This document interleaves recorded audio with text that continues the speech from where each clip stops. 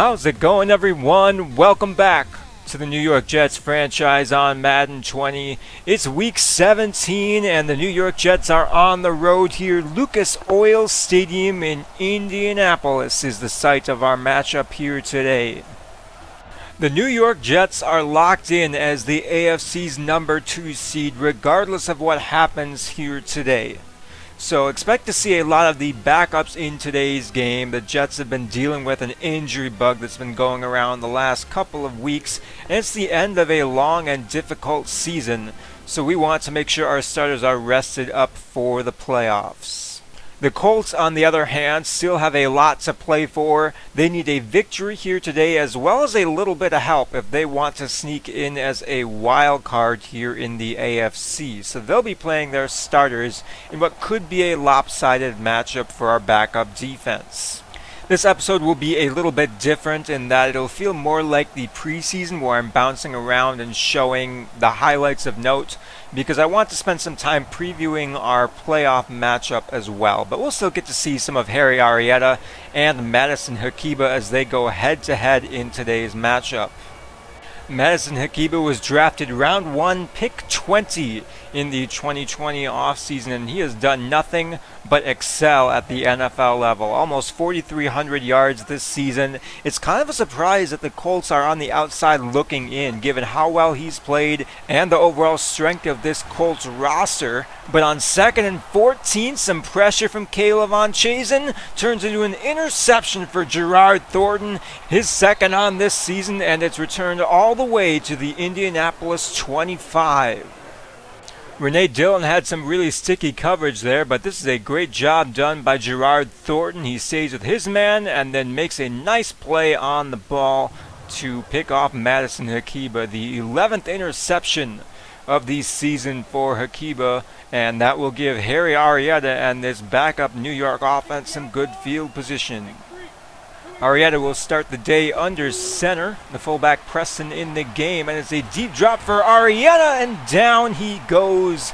The safety Malik Hooker on the blitz will quickly drop the Jets back to the edge of field goal range, 2nd and 20.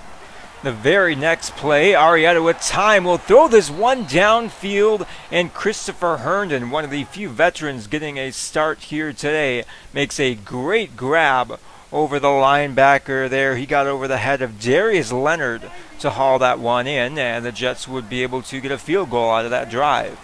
So the early momentum goes to New York, but it very quickly shifted the other way. The Madison Hakiba to Paris Campbell connection was one that we had a hard time stopping all day. There's a 46-yard gain, and just a few plays later, it's 1st and goal Indianapolis from the 8. Hakiba is well protected, and he finds Campbell in the end zone on the curl route for a 7-3 Indianapolis lead. Meanwhile, our passing offense was slow to get started. Here's Arrieta on 3rd and 7, looking for Lawrence Cager, and that's knocked away. Colts would add a field goal on their next drive to take a 7-point lead. With less than a minute to go in the first quarter, here's a 3rd and 3, and Harry Arrieta, taking a little page out of the LaMarcus Albert playbook, will slide down for a gain of 9. We had a hard time moving the ball with our backup offense here, but some of the starters were having a really difficult time. There's Justin Houston around the edge. He beat Elijah Cook a couple of times and forced us back into a 3rd and 15. Now, Arrieta's got a pretty good arm, but he needs time. And even with 6 in to protect against a 4-man rush, Cook gets beat again, and Justin Houston sacks Arrieta on back-to-back plays. Our pass offense struggled early in this one, and so did our pass defense.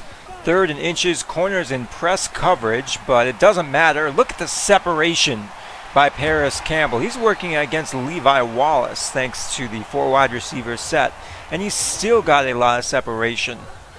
Later on that same drive, it's 1st and goal Indy, 5 wide for Hakiba from the 5. And he's got all day to throw. Finally gets this one away to Evan Engram, who is able to make it into the end zone for a 17-3 Indianapolis lead. That was kind of embarrassing. He had about 6 seconds to throw that ball. You can't expect the pass coverage to hold up that long. But regardless, we needed to get something going if we wanted to stay in this one. And on the very first play of our next drive, Kurt Pitts, not known for his speed, will take this 60 yards to the house. He got great separation on his corner route there, and that would put us back within striking distance, 17-10. And our defense for once got into a favorable third down, 3rd and 9. And again, Hakiba with all day to throw, but he tries to force it into double coverage and is knocked away by Xavier McKinney. And that would put the ball back in the hands of our offense. Bunch formation on the left side for Arrieta. Facing a 4-man rush, rolling and sacked for a huge loss. There's Mike Martin. And again, that won't be the only time you hear his name today, as that drive ends with a punt, and Indianapolis starts running their own 2-minute drill from the 11-yard line. Again, with all day to throw, our backup pass rush was nowhere to be found, and that was not a touchdown, but it essentially was. As the very next play, it's Antonio Gibson from 1 yard out through a hole you could drive a truck through. The Colts do have one of the best offensive lines in the NFL, but that's just not fair. Where's that kind of protection for LaMarcus Albert?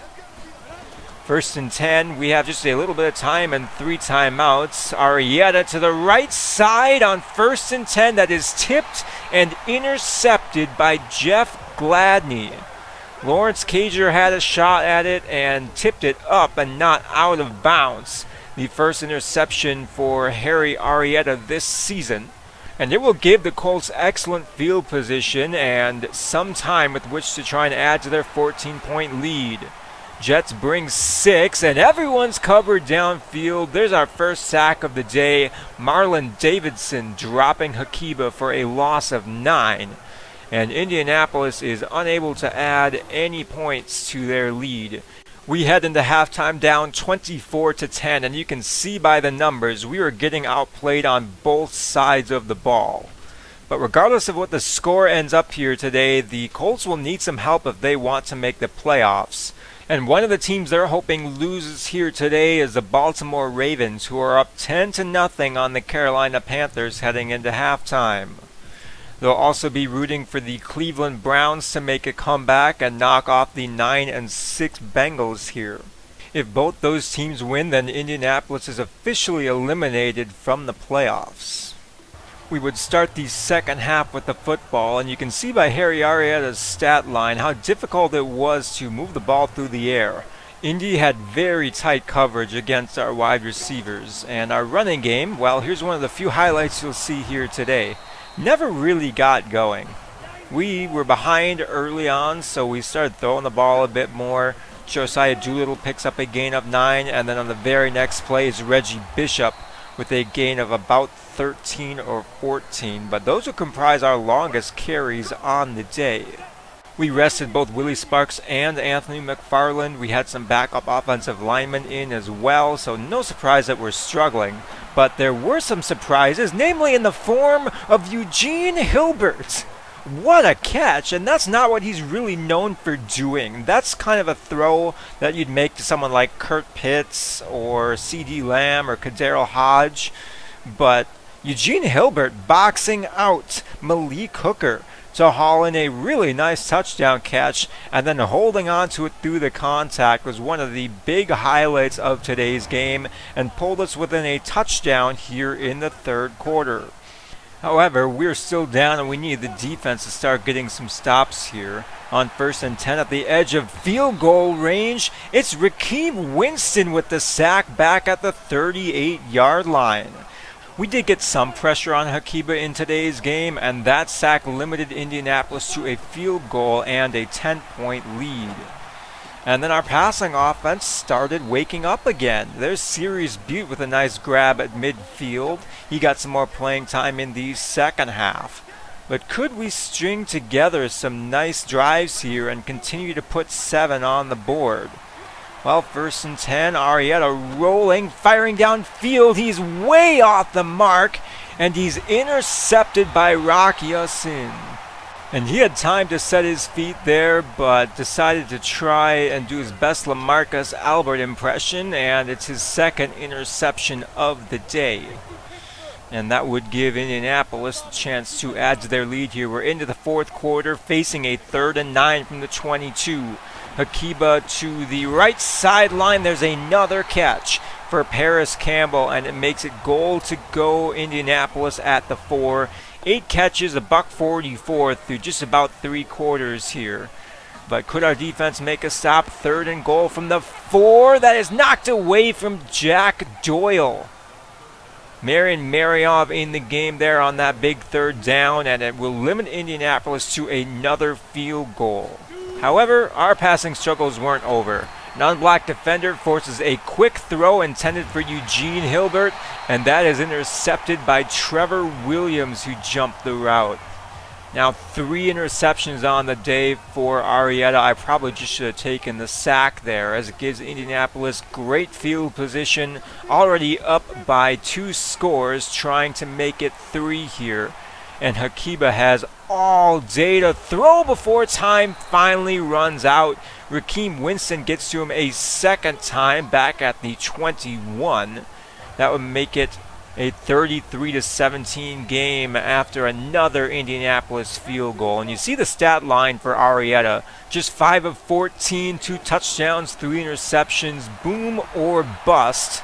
But he did have a couple of nice throws here today. I know that one said it was inaccurate, but that was perfectly placed for Kurt Pitts, who did impress here today. We'd be seeing a lot more of Arrieta throwing the ball here, as we are down by 16 points, and that meant more sacks. Mike Martin gets to Arrieta a second time for a loss of 13. That would set up a 2nd and 23 as we try to get back on the scoreboard and maybe claw back into this one.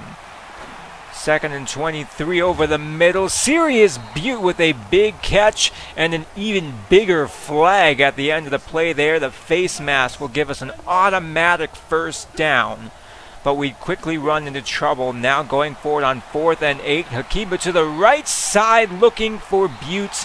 And that is intercepted for the 4th time here today. Indianapolis had the number 30th ranked pass defense coming into today's game, but they certainly didn't play like it. There was a lot of contested balls here today.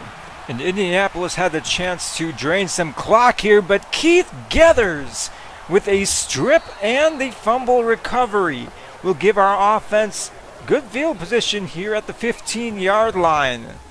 So a chance for some redemption here for the offense. 2 touchdowns, 4 interceptions on 8 of 20 passing for Harry Arrieta. Safe to say it was not his best game.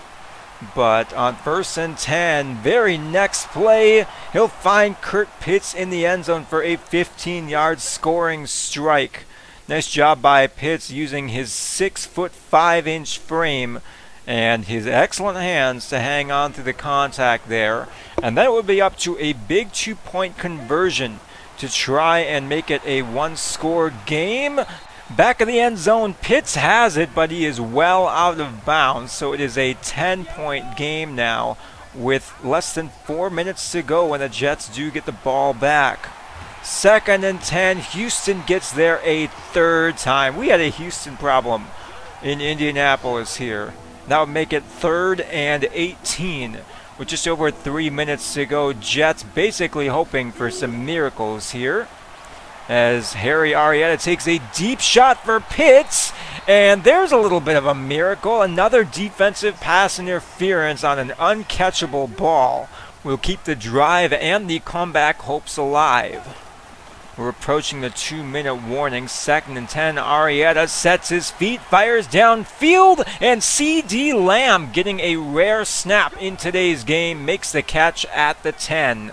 The score before the 2-minute warning is ideal. 2nd and goal from the 10. Hilbert is denied.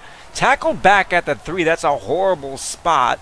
And the Jets are forced to burn the 2-minute warning and their first timeout, and still have to settle for 3 to make it a 7-point game. So now all Indianapolis needs is this first down. New York can't stop the clock. It's 3rd and 2, and the Jets will send the house, but the Colts call play action, and Jack Doyle will seal the game with a very short catch there. His first and only catch of the day will give the Colts the time they need to run out the clock.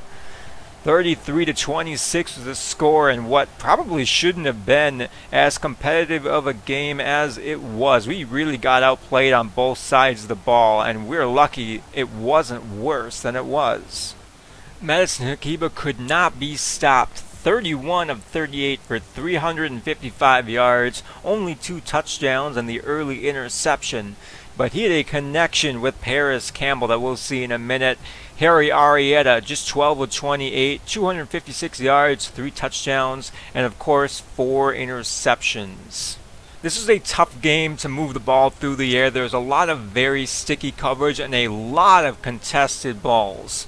Even our receptions were 50-50 balls most of the time, and that made it hard to feel like we were able to consistently move the ball down the field, and we weren't. They also moved the ball really well on the ground, and that's not something we were able to do consistently. We had to throw the ball a lot because we were down. We needed big chunks of yardage and the big plays that came with that. But Paris Campbell just tore our secondary a new one. Our leading wide receiver is Kurt Pitts with 95 yards. He had 2 touchdowns today. Eugene Hilbert also had a score, as both young wide receivers did impress. They may not have gotten a lot of separation, but Indianapolis doesn't have a bad secondary.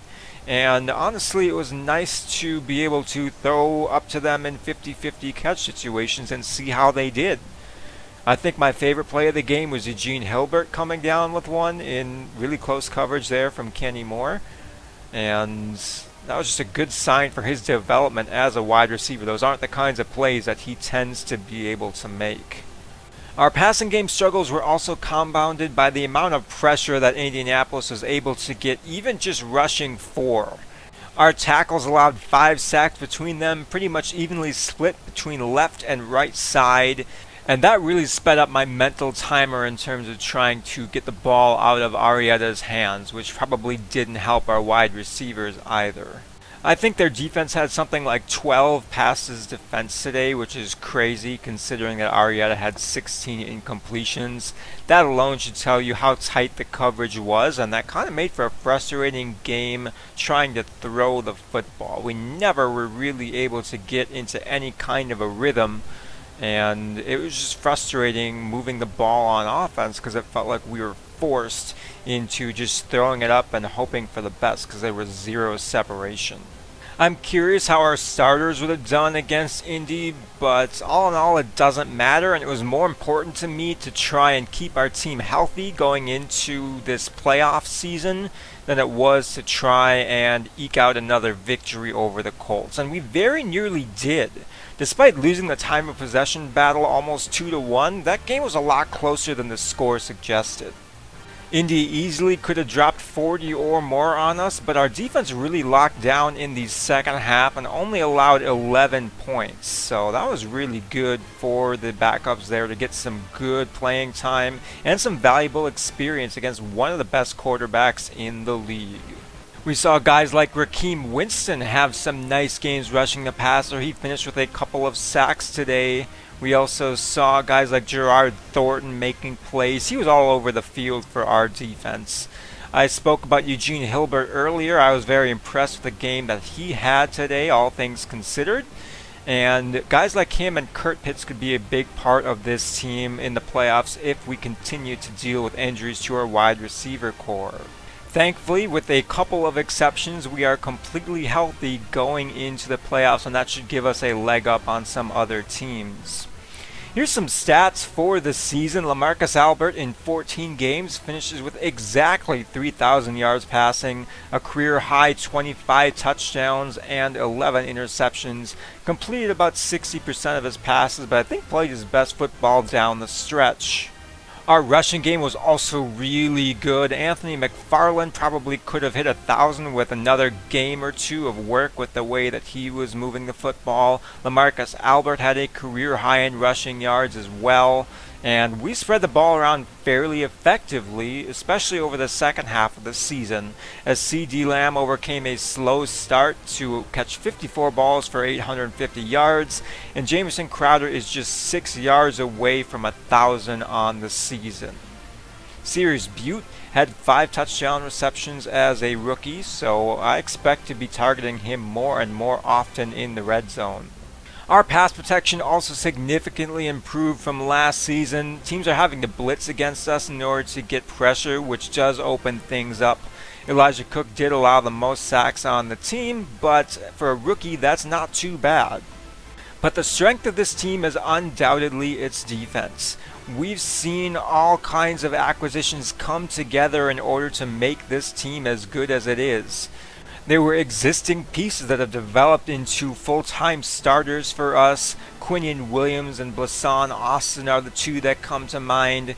We did a really good job drafting, especially our first year, in adding linebackers James Delgado and Kel Kohler, who have been big additions to this defense. We also traded for people like Mass Johnson in order to bolster our defensive line. And then we signed Eric Armstead, Deshaun Elliott, and Marshawn Lattimore, along with Levi Wallace, to make this defense the best one that we have ever fielded. And there's plenty of depth on this defense as well, and that's something I'm really proud of. We've got guys like Stephen Donnelly, Renee Dillon, Gerard Thornton, and Rakeem Winston, who are all valuable role players and can help us against any kind of matchups we might be facing at any given week. And that's the kind of depth that can hopefully bring you a Super Bowl. I think our defense is one of the main reasons that I'm optimistic heading into the playoffs here with this team. Even during games where our offense has struggled to be consistent, our defense has been rock solid and has kept us in those games. And I'm not throwing our offense under the bus at all here. They're a very good unit, and they've definitely gelled as the season has gone on. I think of the steps that our passing offense has taken. We were trying to get C.D. Lamb involved early and often, and that wasn't working, and I was exclusively throwing to Jamison Crowder. But as the season went on, we were able to change up our playbook a little bit, change up our offensive approach to include some more run plays and some different formations for our wideouts, and that in turn opened up opportunities for guys like C.D. Lamb and Kadarrell Hodge, for Christopher Herndon and Sirius Butte, along with Anthony McFarland and our rushing game, to really start putting up some chunks of yardage. And I think we're playing just about our best football at this point in the season. That's the hope, for us to continue on that upward trajectory throughout the playoffs here. And I've got my fingers crossed that a 2-week hiatus for our starters will not be met with us being rusty in the divisional round of the playoffs. I would also be remiss if I didn't mention our special teams as being a major strength of this team. Boston Scott's work, especially on punt returns, has been the difference in a couple of games, the field position he's given us. We also have a Pro Bowl punter in Braden Mann, and Brendan McLendon has the leg to make just about any kick.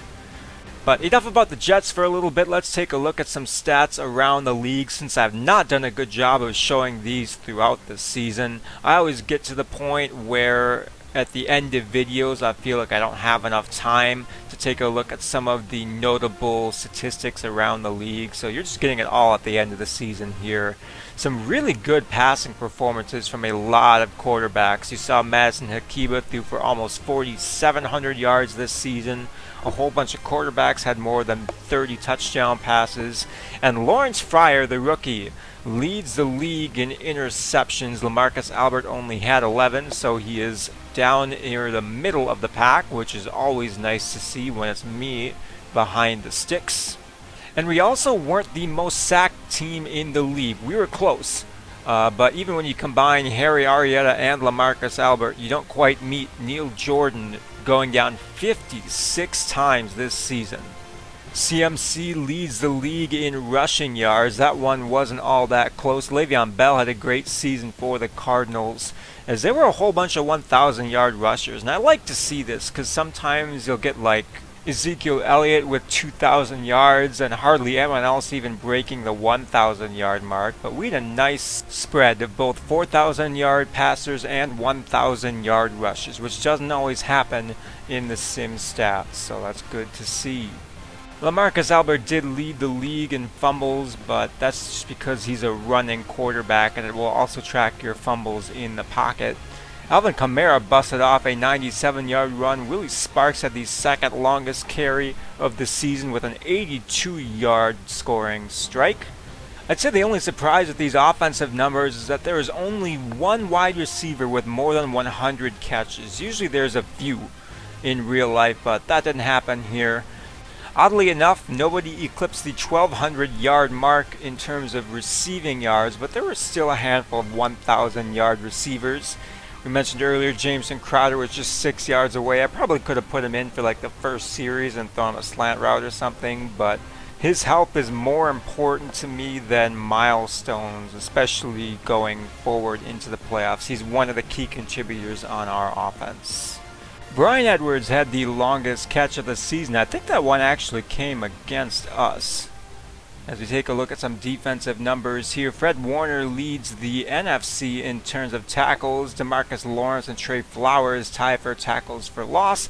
And Aaron Donald tops the charts with 15.5 sacks. Another great season from number 99. On the AFC side of things, it's Kenneth Murray beating out Kel Kohler with 145 tackles. Myles Garrett had another monster season, 22 tackles for loss and 18 sacks to pace the AFC. J.J. Watt had 16.5 for the Bengals. And Denzel Ward comes away with 7 interceptions on the season. A whole bunch of people tied for second, including Renee Dillon and Marshawn Lattimore. The AFC standings and the playoffs are now locked in. We can see that our division rivals, the Patriots, do make it into the playoffs, while the Colts do not get the help that they need in order to advance.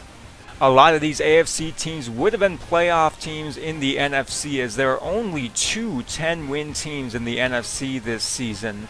There's not a lot of separation from teams here in the NFC, and due to the way the playoffs are set up, the Green Bay Packers at 7-8-1 can still defend their Super Bowl title from last season. Now we'll go division by division. The AFC North is one of the best divisions in the league here. 3 10-win teams, and the Steelers not too far out of contention there.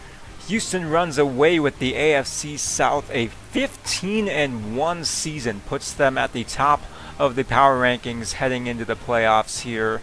In the AFC East, it's the Jets and the Patriots making it for the second season in a row.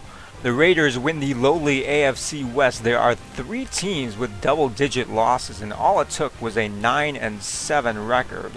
While the NFC North did not have one team finish above 500. Just look at this mess. Just about everybody was in contention over the last 4 weeks of the season here. And parity is the name of the game for a lot of these NFC conferences here. The NFC East was probably the closest conference out of all of them, while the NFC West unsurprisingly sends 3 teams to the playoffs here. Seahawks, Cardinals, and 49ers, all with Super Bowl aspirations. Here's the wildcard weekend matchups: Bengals and Browns, 49ers and Saints, Patriots and Raiders, and the Cardinals and the Packers. We get a first round bye thanks to our number 2 seed in the AFC, and we will play the winner of the Patriots and the Raiders. And it's a back-to-back matchup for Cincinnati and Cleveland, and the Bengals triumph in both Week 17 and in the wild card round. They knock off Matt Holcomb and the Browns, despite Holcomb's 2 touchdown passes, as Cincinnati will advance. Heading over to the NFC, San Francisco scores a touchdown in each of the 4 quarters and survives a 14-point fourth from the New Orleans Saints in order to come away with a victory. Jimmy Garoppolo outduels Jameis Winston as both quarterbacks had a pretty good game, but Winston throws a big interception to seal the loss for the Saints. Meanwhile, the defending Super Bowl champions are shut out and sent home. Arizona only scores 14 points, but that's all they needed. They won with suffocating defense that limited Sean Cooper to just 148 yards. Finally, our divisional round opponent is set. The New England Patriots destroy the Raiders 39-18. They picked off Derek Carr 3 times and rode Cam Newton's 2 touchdowns and 274 yards to victory. New England also got a substantial effort from their rushing attack, 2 touchdowns from Kerryon Johnson. And that will set up the divisional round like so. Bengals and Texans, 49ers and Seahawks, Cardinals and Giants, and of course, the Patriots and the Jets. Now heading into the conference championship week is when the game awards experience for players who make the Pro Bowl. And somehow Josiah Doolittle made the Pro Bowl. The only thing I can think of is that he somehow made it as a punt returner, which still doesn't make any sense to me, but he gets 3 upgrade points for that. Keontae Preston, despite playing only about 5 games this season, also makes the Pro Bowl. He did play really well, and I think given a whole season of his work would have been a shoo-in for that, but he gets a couple of big upgrades as well, and he's now 77 overall with a +3 bonus to his overall, and he's actually looking like a really solid fullback. He's got 91 lead blocks, 75 run block with morale boosts. Mash Johnson didn't make the Pro Bowl, but he does get an upgrade for his season goals and such. James Delgado was the lone defender that made the Pro Bowl for us this season. And Brendan McLendon and Braden Mann, both members of our special teams battery, were also named Pro Bowlers at their positions, so they'll each get an upgrade here. But that's it for today's episode. We got Jets and Patriots in the divisional playoffs, a rematch of last year's playoff matchup, and I hope you guys are as excited as I am.